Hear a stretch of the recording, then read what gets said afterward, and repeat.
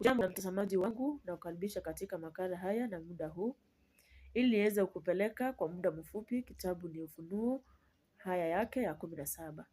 Katika haya hii nimeamua kufanya tofauti ya kwamba utafanya bit by bit ili niweze kukusaidia kuelewa yale maneno ambayo mtumishi wa Mungu Yohana ametumia kama fumbo ama mifano ili kuweza kutueleza vizuri unabii ambao wanaoandika katika kitabu hiki.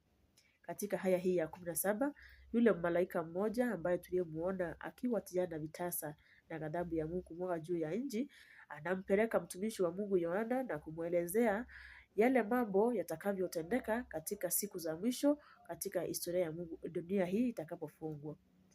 Katika wakati huo, malaika huyu anamuonyesha mtumishi wa Mungu Yohana ule mji mkuu Babylon mkuu, vile utakavyoshikana na nguvu za giza kupitia kanisa ambalo litakuwa limejiunga na dunia hii na falme zake wote ili kuweza kuwasumbua wana wa Mungu. Kwa hiyo mtumishi wa Mungu Yohana anaonyeshwa Babeli ule mji mkuu vile utaenda kufanya collaboration na religious systems ambao zitaenda kuungana na dunia hii ili waweze kuwasumbua wana wa Mungu katika siku za mwisho. Katika mstari wa kwanza, mtumishi wa Mungu Yohana analeta mwanamke ambaye anaonekana ameketi juu ya maji mengi. Mwanamke huyu amevalia mavazi ya rangi ya purple. Mwanamke huyu anaonekana akiwa na kikombe ambacho ama divai anainywesha watu wa Mungu, na mwanamke huyu anaonekana akiwa yeye ni mama wa makahaba.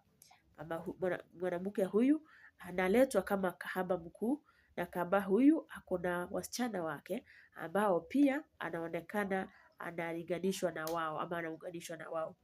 Hivyo katika unabii huu ni kipi Yohana anachokizungumzia katika haya hii? Ya kwamba anapozungumzia kuhusu mwanamke ni kanisa. Na kanisa hili ambalo linazungumziwa katika haya ya 17 ni tofauti na kanisa lile ambalo liko katika haya ya 12.